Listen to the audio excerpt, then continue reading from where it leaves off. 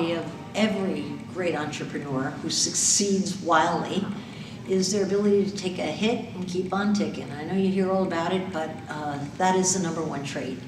You have to be able to take rejection, handle failure, deal with disappointment, and have no downtime.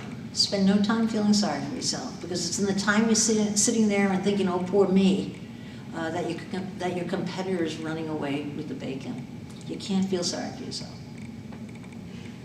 How important is the co-founder relationship, and what are some of the qualities that when you're looking on Shark Tank or whenever you're looking to invest in a company or meet with entrepreneurs? When you're looking at business partners, pairs of people to start a company, yeah. What do you look for? What do you think makes a great co-founder relationship? You're talking about when I'm investing in a business I've started with two people? Yeah, two people or more. What kinds of qualities, what dynamic do you look for? I understand. I've just never heard the thing co-founders, but I Sure. guess that's what you call them, right? Sure. Okay, all right. Whenever I see a business that has two owners who started the business together, I'm turned on. And the reason I'm turned on is the odds of success are increased fivefold, I feel. Out of all the businesses I've heard on Shark Tank, the most successful ones are those that are owned by two people. And let me tell you what the great advantage is. They have two totally different personalities with opposite abilities. And they find each other. You ever hear the expression, opposites attract? It's true. It doesn't usually work out in marriage, but it's great in business. You are a marketing person, a promotions person, good at PR, good at throwing the baloney around. Who do you want as a partner? You want somebody who's really good at money, who keeps everything organized, who knows how to color code things and all that kind of stuff. Raise money from banks. Then you have a perfect partnership. No, it's a huge advantage if you have an opposite partner. Tell us about your morning routine. How many hours do you sleep? What do you do when you first get up? What does your morning look like? I have a lot of responsibility at home. I have a trophy husband who likes to be pampered. I have an 8-year-old daughter at my age who needs a lot of love, attention, and a myriad of things that moms attend to. And I have a son who's 20, but still thinks I'm his executive secretary in anything he needs. So my morning routine is basically taking care of everybody else's needs. It's not till I walk in the door of the office at about 8:45, boom, that I get my world going. I attend to everything that has to do with my business and any miniature things that I take care of in my personal life. Because once you're a mom and you're juggling two things, let me tell you something, you don't have any time of your own. So I find the time of my own in the office from 9 o'clock on. In the morning, I either work out, before my kids get up, I'm making breakfast, I'm making sure their homework is signed off on, their bag is packed, they're going out the door. I've answered my son's email from college of what he wants that day. That's what I do, and then I try to keep my husband happy, which is basically I say good morning, see you later, alligator, and that's it. To that point, what advice can you offer entrepreneurs about work-life balance? There's no such thing as work-life balance. There just isn't. It's like a mirage, okay? People who are really driven to build a business are workaholics. Let me tell you, they hyper-focus on what they do, they pour their heart and soul into it. How are they gonna find balance? Do they go home and they're also a super mom, a super dad? Impossible. How did I learn that? Because I had my first baby at 46. From the time I was 22 and started my business to 46, I was kind of like a guy. I did whatever I wanted. I didn't have to worry about anything, which isn't true of all guys I know, but I wasn't a mom. Once I became a mom, the whole game changed. I was divided, drawn, and quartered, had sibling rivalry between my business and my kids, and also the sibling rivalry played out in my own mind every day of the week. I wasn't good enough at home, I wasn't good enough at work. Let me tell you, there's no such thing as balance. Here's what I've discovered about balance. All you can do is chop your two worlds in half. So when I go home at night, which is 6:15, because I have to get dinner on the table by 7 o'clock, I walk in that door, outside my apartment door, I have a plug and I plug in my phone. I don't look at that phone until I'm going out the door the next morning. Why is that?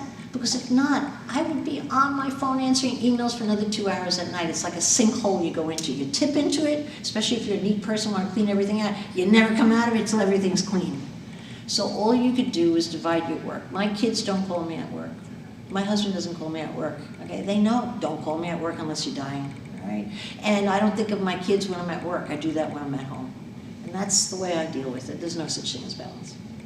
What's your favorite way of relaxing? Oh, I don't know what relaxing is in the traditional sense of relax, like sit and read a book. No, if I sit and read a book, I'll get an idea in the first paragraph that I could act on, and I'll put the book down and start doing something. No, my idea of relaxing is pulling out weeds, which is the best therapy and a lot cheaper than hiring a shrink. Okay, pull out every weed, I feel terrific about it. And my other form of therapy or enjoyment, true enjoyment, is to ski. When I ski, I don't think of a thing except skiing. For me, it's like my girl version of the guy's golf. You know what I mean? All right, so I relax by having fun and moving. I'm not a sitter. And if you're not that way, you're never gonna learn how to do it. I've given up on it. What's your number one productivity tip? What keeps you focused? How do you stay focused throughout the day? Yeah. It doesn't sound so fancy, but I think there's no replacement for a to-do list. If you're running out of groceries and you have a list on your wall, you're going to remember to get the eggs because you wrote it on the list, right? The same thing at work. What I do every day is I go into an already prepared to-do list that I did the night before. A lot of the stuff is stuff I didn't intend to, but here's what I do. I transfer it and transfer it until it's off the list. The most important thing on the to-do list that I have is I go right down whatever number of items, let's say I have 30 items, and I decide which are the A's, both in terms of projects, phone calls, and everything else. Which are my A's? There's really only on a list of 30 things, maybe 3 A's. What makes an A? What's going to actually move my business ahead? Not what I want to do or what I like to do, what's a fun project. Believe me, I like all the creative stuff the best. But what phone call should I make that I don't want to make, that I have a little chance of succeeding in, that I should make right now? Because if I could break into that thing, it's really going to help my business. So I do my A's first, and I save all my B's and C's as my dessert. I get them done first. And if I don't get what I want out of those A calls or A projects on that day, they transfer to the next day and become my A's the next day too, until it's off the list. To-do list keeps you focused. The smartest time to do a to-do list is the night before. We talk so much in this country about the gender gap. Do you feel that there's a lot of misunderstanding in that conversation? What are your thoughts on the gender gap in business and the high, in the boardrooms, that kind of thing? Yeah, exactly. I think the gender gap is subject to a lot of misinterpretation. From my hands-on experience, working with, partnering with, hiring over the years, men and women, I think a lot of women intentionally opt out on the bigger position, the greater responsibility. And I think it's a sign of intelligence. How's that? All right? Let me tell you something. You're a woman striving day in and day out, particularly add a layer of being a mom into that equation, all right? You got a lot on your plate. A woman will pause and think, do I really have to have that big title? Do I really want that responsibility? Do I really want to travel that much? And conclude that she doesn't. A guy will do it because A, it's expected of him. B, he's supposed to be the breadwinner. C, he wants to compete with the other. Let me tell you something. A lot of the gender gap is not a gap, it's a desire for a fuller life. So I don't think a lot of women buy in as easily on the power and position of being a top business person. A lot of them want a lot more out of life. Listen, if you're going into the finance field, the legal field, a lot of fields where you need a certain degree and you're going to be judged on how good you are and what big firm you're with, men have the advantage. That has not changed so much, okay? But if you're going to start your own business, okay, there is a huge advantage to a woman. If you're going to start your own business, it's an equal playing field for men and women. But even there, with the hyper-focus it takes to build a business, start having kids, it makes all the difference. I know. I've been there. What keeps you up at night? What's always kind of pulsing through your mind or coursing through your veins? The only thing that keeps me up at night are the things I feel I have no control about. Okay? I worry about my kids. I worry how long I'm going to live. I'm worried, will I get dementia like my mother got in her 80s? How sad was that? I worry about the stuff that I have no right worrying about because there's not a damn thing I could do about it. Why I do that, I don't know.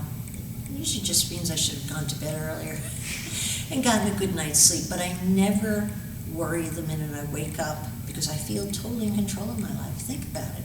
I am. as much as I'm allowed to be controlled by the universe. Okay? I decide who I work with, where I want to be every minute, what I want to do, what color I want to paint my office walls. I'm the queen. I've totally made my whole world right in accord with the dream I had when I was 21. So why would I worry about that? I have the power. Okay? But when it comes to my kids, my health and stuff like that, you have no power. It's just a crapshoot, and that's what worries me. If you had to start a business today, would you start a real estate company or would you do something else? Hey, listen, I started a real estate company, and I felt like it was so well suited for me. Because I love a home, I love selling. But let me tell you, I could have been in the plumbing business, I could have been in whatever, the lighting business, you name it. You know what it's all about? It's all about selling. I can sell. I can sell a concept I believe in, so whatever. I love to sell.